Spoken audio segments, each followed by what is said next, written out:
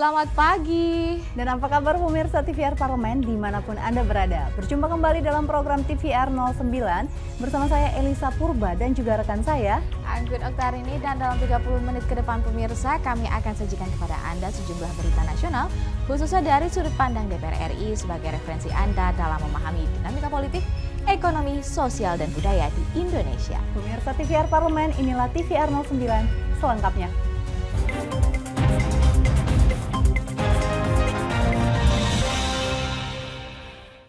Komisi 8 DPR RI kritisi realisasi anggaran Kemensos tahun 2021, khususnya terkait realisasi penerima bantuan sosial serta implikasinya terhadap penanganan laju kemiskinan setelah pandemi COVID-19. Komisi 8 DPR RI kritisi realisasi anggaran Kemensos tahun 2021, khususnya terkait realisasi penerimaan bantuan sosial serta implikasinya terhadap penanganan laju kemiskinan setelah pandemi COVID-19. Dalam rapat evaluasi realisasi anggaran Kemensos tahun 2021, antara Komisi 8 DPR RI bersama dengan Menteri Sosial Republik Indonesia disebutkan bahwa realisasi anggaran tahun 2021 mencapai 97,42% atau sebesar 105 triliun rupiah. Wakil Ketua Komisi 8 DPR RI AC Hasan Syadzili mengatakan, pemerintah harus memberikan penjelasan terkait pendekatan kualitatif terhadap seberapa besar efektivitas dari realisasi anggaran bagi penerima bantuan sosial. Cuma problemnya seberapa efektifkah uang yang besar tersebut terhadap penurunan kemiskinan di kita? Setuju, Pak. Nah, jadi apa yang disampaikan gitu ya, dengan anggaran besar, tetapi kalau tidak bisa menurunkan kemiskinan, kalau lansia kalau PKL, saya kira itu jelas ya. PKL bukan kami, Pak. Lah, ya apapun Bu, tapi ini kan pendekatannya harus pendekatan integratif. Jadi maksud saya seperti misalnya BLT tentang minyak goreng gitu. Apa implikasinya terhadap penanganan kemiskinan kita? Komisi 8 DPR RI juga memberikan apresiasi terhadap Kemensos atas pencapaian realisasi anggaran tahun 2021 sebagai kementerian yang termasuk ke dalam 5 besar peringkat realisasi dengan pagu tertinggi. Komisi 8 DPR RI berharap pemerintah bisa memaksimalkan program untuk mengentaskan masalah kemiskinan ekstrim yang cukup tinggi setelah pandemi COVID-19. Dari Senayan, Vinita, TVR Parlemen melaporkan. Komisi 2 DPR RI meminta Kementerian ATR BPN menindaklanjuti perusahaan swasta yang tidak memiliki hak guna usaha perkebunan dan persoalan tumpang tindih tanah masyarakat dengan tanah perhutanan. Komisi 2 DPR RI meminta Kementerian ATR BPN menindaklanjuti perusahaan swasta yang tidak memiliki hak guna usaha perkebunan dan persoalan tumpang tindih tanah masyarakat dengan tanah perhutanan. Dalam rangka pembahasan rencana kerja pemerintah tahun anggaran 2023 bersama Kementerian ATR BPN, anggota Komisi 2 DPR RI Anwar Hafid menyoroti persoalan penyelesaian sengketa tanah dan hak guna usaha perusahaan-perusahaan swasta. Jadi kalau beberapa yang sudah saya dapati kasus di lapangan memang belum ada sertifikat HGU. Yang kedua, sudah ada sertifikat HGU tapi sudah mau berakhir. Ini di lapangan sekarang, masyarakat ini menunggu-nunggu ini. Dengan banyaknya areal mereka yang dulu pada saat pensertifikatan masuk di dalam HGU, walaupun secara fakta di lapangan, mereka menguasai tanah itu. Tapi mereka tidak bisa berbuat apa-apa karena masuk dalam HGU. Sertifikat tidak bisa terbit di situ. Wakil Ketua Komisi 2 DPR RI Junimart Girsang mengkritisi persoalan tumpang tindih pertanahan antara tanah masyarakat dengan tanah kehutanan. Atas hal tersebut, Junimart meminta Menteri ATR BPN untuk menjelaskan kedudukan dan persoalan sertifikat masyarakat yang menjadi tanah kehutanan. Sekarang itu semakin banyak Kementerian Kehutanan ya meletakkan patok-patok batas tanah menjadi tanah kehutanan. Padahal mereka sudah punya sertifikat semua hak milik. Ini bagaimana sikap dari Kementerian ATR BPN? Apakah kita diam saja atau bagaimana ini, Pak? Vinita, TVR Parlemen melaporkan.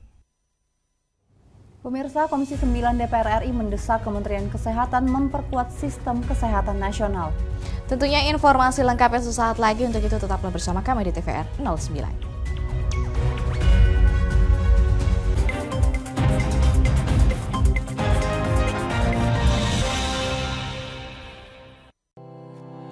tugas dan fungsi DPR RI sangat penting bagi negeri ini sebagai pengemban amanat rakyat.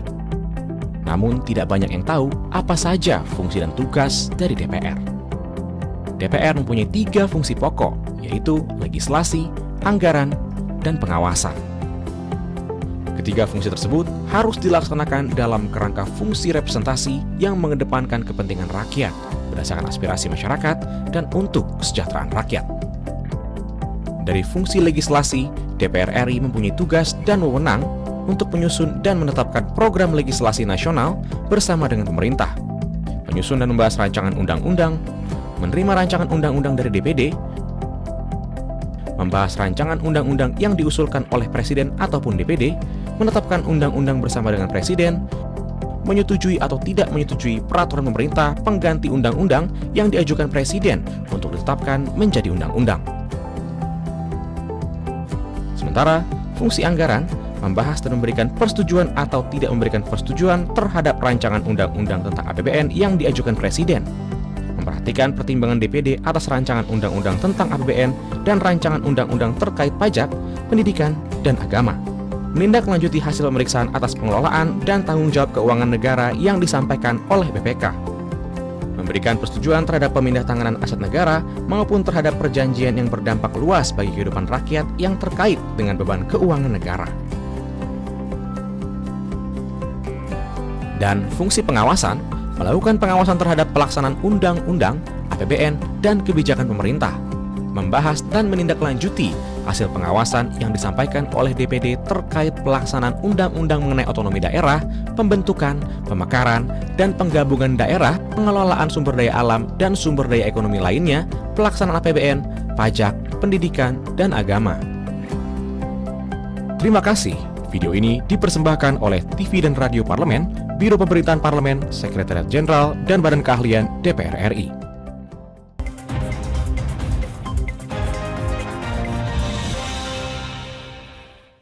Pemirsa, TVR Parlemen kembali lagi di TVR 09. Komisi 9 DPR RI mendesak Kementerian Kesehatan untuk memperkuat sistem kesehatan nasional sebagai langkah mitigasi penanganan penyakit melalui peningkatan pengawasan dan deteksi dini kasus dengan penguatan kapasitas laboratorium pemeriksaan.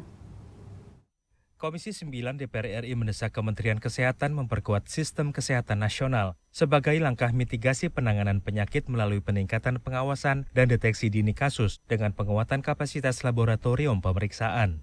Dalam rapat kerja Komisi 9 DPR RI dengan Kementerian Kesehatan terkait pembahasan lanjutan pelaksanaan sistem kesehatan nasional, disimpulkan bahwa akan ada intensifikasi dan pemerataan distribusi pelaksanaan teknologi Whole Genome Sequencing atau WGS di fasilitas Balai Besar Laboratorium Kesehatan dan Laboratorium Kesehatan Daerah dengan mempersiapkan SDM kesehatan yang dibutuhkan. Sementara itu, dalam rangka meningkatkan perlindungan kesehatan anak, anggota Komisi 9 Putisari juga meminta Kemenkes Republik Indonesia memastikan pelaksanaan Bulan Imunisasi Anak Nasional atau BIAN tahun 2022 dapat mencapai target cakupan imunisasi dengan segera menyelesaikan petunjuk teknis vaksinasi untuk mengaktifasi program imunisasi tambahan dalam bulan BIAN termasuk vaksinasi HPV. Artinya kita minta untuk bisa benar-benar dipastikan gap imunitas itu yang tadi menurun itu ya itu benar-benar bisa tercapai dengan adanya program ini gitu loh. Ini yang justru sangat mengkhawatirkan gitu. Selain itu, dalam upaya mempersiapkan kebijakan strategis transisi pandemi menuju endemi melalui upaya testing dan tracing, Kemenkes juga diminta mempersiapkan regulasi penggunaan self-testing sebagai salah satu bentuk penguatan pengawasan berbasis masyarakat dalam pengendalian COVID-19. Dari Senayan, Jakarta, Raihan Nusyur, TVR Parlemen melaporkan.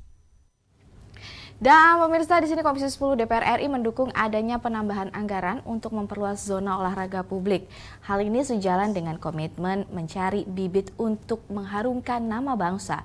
Di sini dari masyarakat yang memiliki potensi dalam berolahraga tentunya.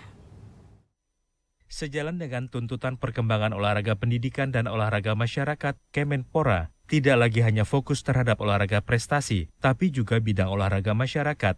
Kendati demikian, anggaran Menpora saat ini masih kurang untuk memfasilitasi hal tersebut, sehingga di tahun 2023, anggaran tersebut akan dinaikkan sesuai kebutuhan masyarakat dalam berolahraga.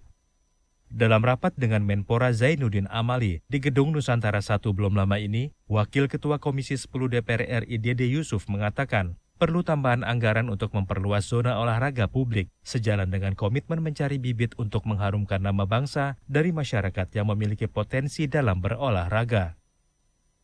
Kita bisa lihat mana yang akan mengarah sesuai dengan undang-undang yang telah kita buat atau business as usual.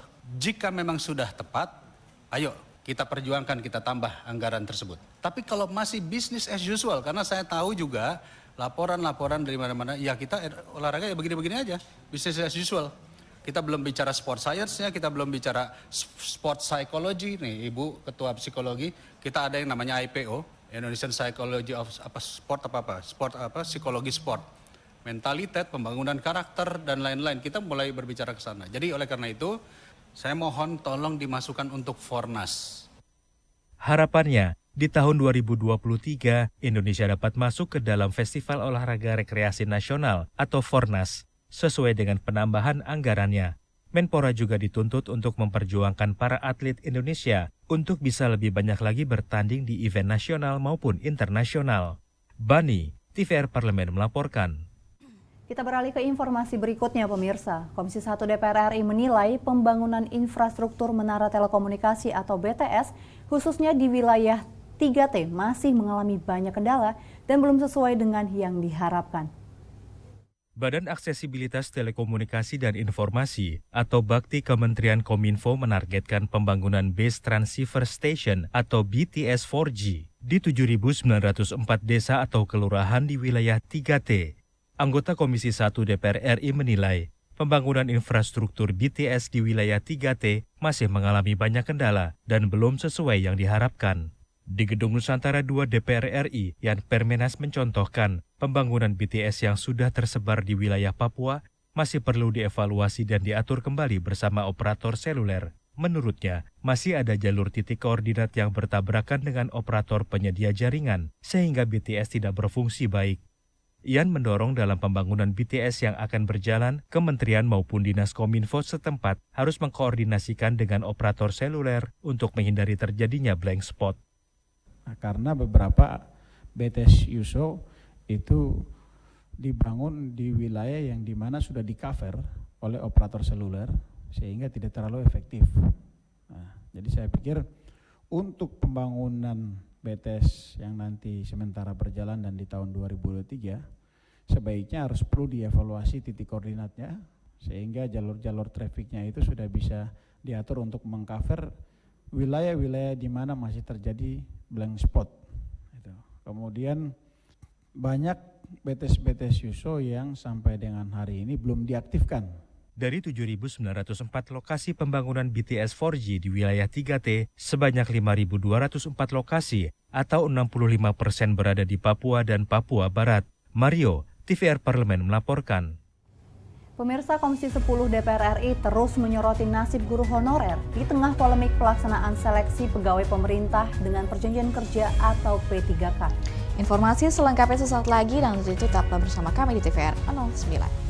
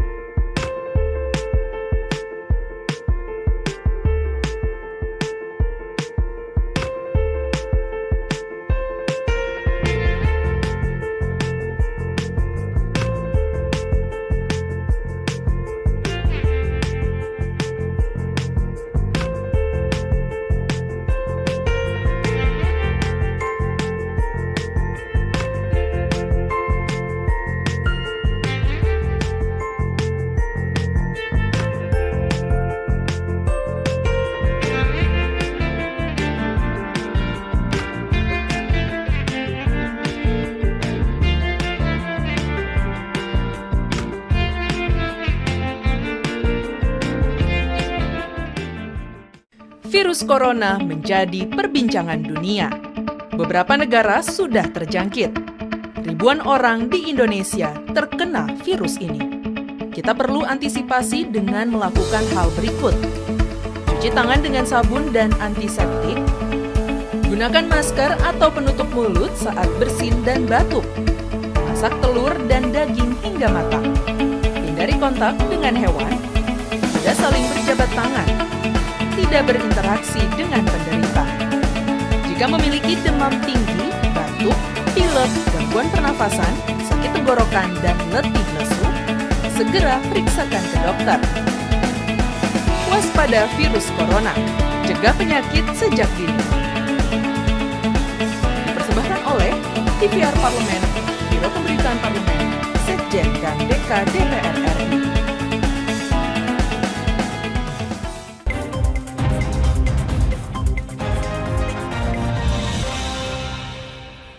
Terima kasih pemirsa, Anda masih bersama kami di TVR 09. Pemirsa, banyak guru dan tenaga kependidikan honorer di daerah ingin memperbaiki nasibnya dengan mengikuti seleksi pegawai pemerintah dengan perjanjian kerja atau P3K. Harapan itu muncul setelah pemerintah melalui Kemendikbudristek menjanjikan pengangkatan 1 juta honorer pada tahun 2021 lalu. Namun, janji manis itu tidak berjalan mulus seperti yang diharapkan. Pada kenyataannya banyak kendala yang harus dihadapi di lapangan dan hingga kini semakin tidak jelas kemana arah kebijakan tersebut. Pemirsa, berikut ini laporan mendalam yang telah dirangkum oleh tim redaksi TVR Parlemen dalam segmen Editorial Parlemen.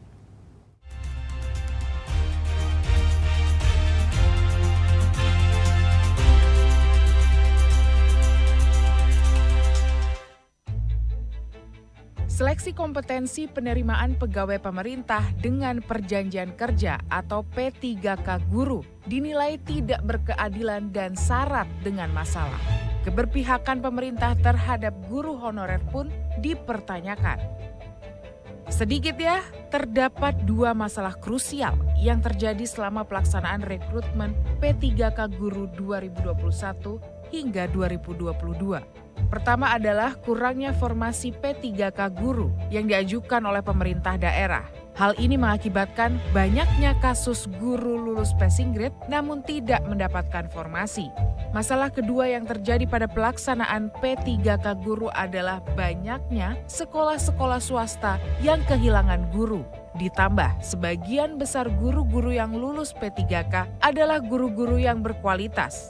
Kondisi tersebut kemudian mengancam mutu sekolah-sekolah swasta yang kehilangan tenaga guru. Wakil Ketua Komisi 10 DPR RI Abdul Fikri Fakih mengatakan, hingga kini para guru yang telah lulus seleksi P3K tahun 2021 belum mendapatkan surat keterangan dan masih menunggu formasi di daerah. Hal ini terjadi karena pemerintah daerah tidak mengikuti keputusan Kemendikbudristek untuk membebankan gaji dan tunjangan guru P3K kepada APBD dan dimasukkan ke dalam dana alokasi umum atau DAU. Di sisi lain, Abdul Fikri Fakih mendorong kementerian yang digawangi Nadiem Makarim itu harus memberikan kejelasan kepada guru yang telah lulus passing grade pada seleksi P3K 2021. Komisi 10 juga mendesak Kemendikbudristek segera melakukan koordinasi dengan Kementerian Dalam Negeri untuk mengundang pemerintah daerah yang masih memiliki persoalan terkait seleksi P3K 2021-2022. Real mereka sebetulnya butuh, cuman ada problematika yang dikeluhkan oleh daerah yaitu anggaran. Jadi mereka tidak yakin bahwa sungguh pun Komisi 10 sudah mengundang Kemenkyu bahwa sesungguhnya anggarannya sudah ada, kemudian sudah di-earmark, sudah dikasih tanda dan seterusnya, tetapi karena masuk dalam block grant bukan spesifik grant atau DAU, maka tetap saja daerah masih bisa menggunakan untuk yang lain. Kalau kemudian DAU-nya masih nggak tambah, mereka menganggap bahwa memang tidak ada alokasi untuk P3K. Mata pelajaran kan hanya ada di SMP, SMA, SMK. Di sekolah dasar kan tidak ada. Sekolah dasar adanya guru kelas. Nah, mereka secara otomatis ketika masuk, itu di situ nanti akan menjadi guru kelas. Nah, kemudian ternyata ini mengganggu guru kelas yang ada yang lulusan PGSD yang memang disiapkan untuk menjadi guru SD itu akhirnya menjadi limbung ini kemudian mereka tersingkir. Nah, diisi oleh guru-guru mata pelajaran yang dari SMP dan SMA. Di sisi lain, gaji untuk guru P3K yang rencananya diambil dari dana alokasi umum atau DAU menjadi masalah baru. Pemerintah daerah keberatan karena DAU yang dialokasikan pemerintah pusat tidak mencukupi. Anggota Komisi 10 DPR RI Hairul Amri meminta pemerintah terus mengkaji masalah penganggaran gaji untuk 1 juta guru P3K tersebut. Pasalnya, menurut Hairul, banyak kepala daerah yang mengeluhkan tambahan beban APBD untuk menganggarkan gaji guru P3K. Mayoritas kepala daerah menginginkan gaji guru P3K ditanggung pemerintah pusat. Ada program itu. Mereka minta semua itu program itu ada dari pusat. Nah, kita menjembatani hal itu juga berupaya bagaimana program itu dari pusat. Agar kalau ini dari pusat semua, jadi tidak membebani APBD maupun APD mereka itu jadi enak lah gitu. Dan kalau itu menjadi beban pemerintah pusat, saya yakin program 1 juta guru P3K ini pasti akan terwujud di gelombang ketiga ini. Terkait formasi seleksi guru P3K, Komisi 10 meminta pemerintah memberikan sosialisasi yang jelas dan masif karena dalam proses seleksinya, kesalahan penempatan formasi dapat mempengaruhi jumlah formasi guru yang tersedia. Tim Liputan TVR Parlemen melaporkan.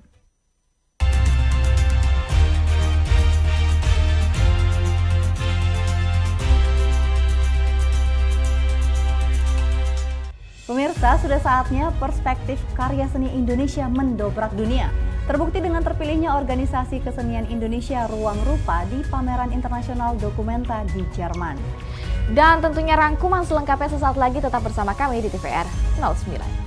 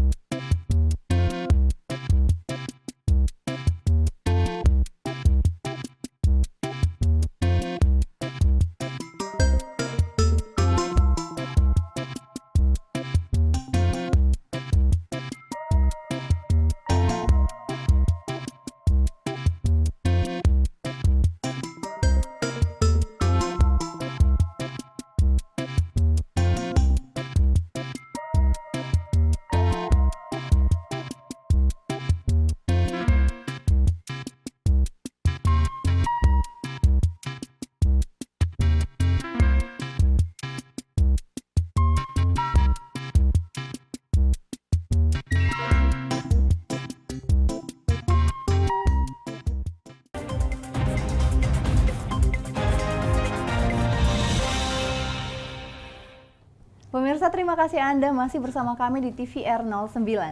Dokumenta 15 adalah pameran seni rupa kontemporer bergengsi di Eropa yang digelar setiap 5 tahun sekali, dan untuk itu pertama kalinya Ruang Rupa sebagai perwakilan dari Indonesia terpilih menjadi direktur artistik bagi event internasional tersebut. Belum pernah prestasi sedemikian tinggi ini dicapai oleh pekerja seni atau kurator seni rupa Indonesia bahkan Asia, seperti yang dicapai oleh Ruang Rupa. Nah, bagi warga seni dunia, Dokumenta dianggap sebagai salah satu perhelatan seni paling prestisius, bergengsi dan berkualitas di dunia. Berikut liputannya dalam segmen Intips, Informasi dan Tips berikut ini.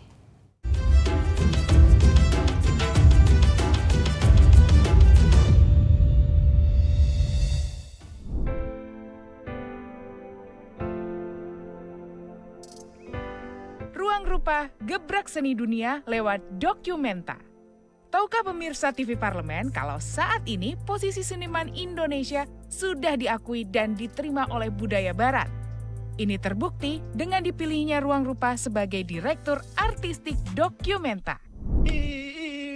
There are umbrella, this one, and then the boat.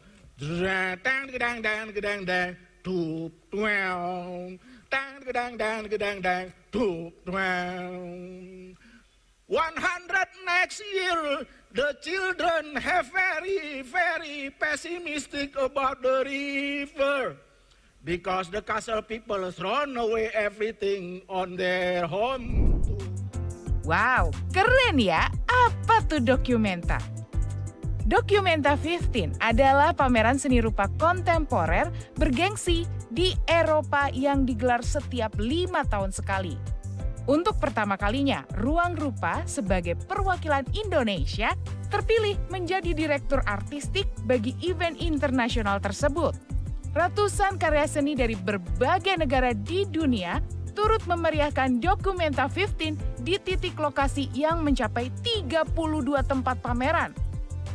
Pameran ini tidak hanya memajang karya-karya di gedung seni, namun menguasai seluruh kota yang terletak di kota Kassel, negara bagian Hessen, Jerman. Peristiwa akbar ini digelar pada 18 Juni hingga 25 September 2022.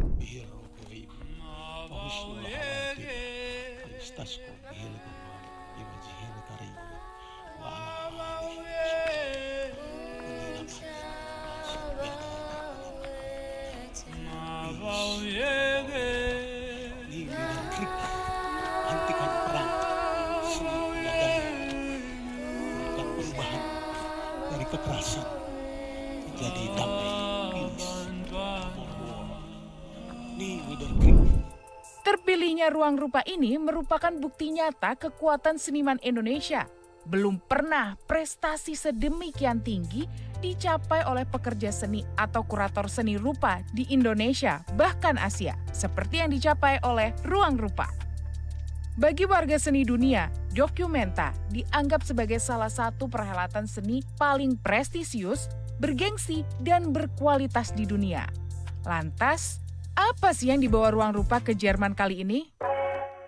Konsep yang ditawarkan Ruang Rupa untuk Documenta 15 adalah lumbung, yang merupakan tempat di mana padi yang dihasilkan oleh masyarakat disimpan sebagai sumber daya bersama di masa depan.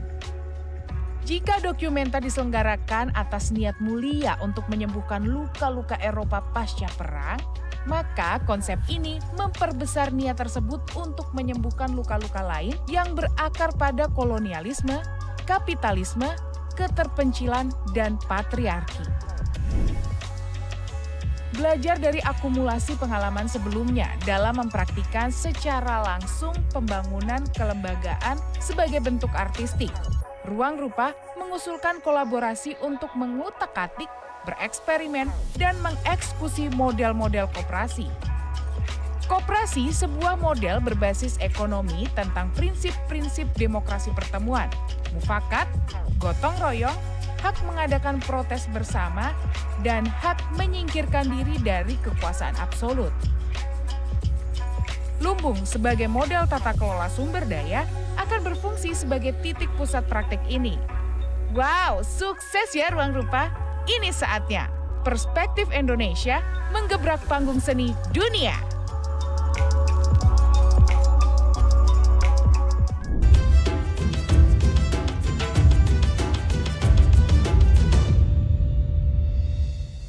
Dan pemirsa, itu tadi informasi terkait dengan karya seni kontemporer Ruang Rupa.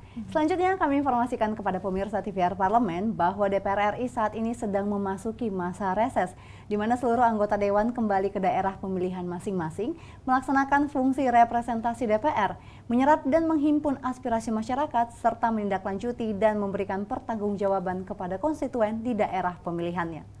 Sejumlah agenda dan program DPR RI dapat Anda saksikan secara langsung di TVR Parlemen melalui kanal utama, kanal komisi, dan kanal alat kelengkapan Dewan lainnya yang dapat Anda akses di tvr.dpr.go.id.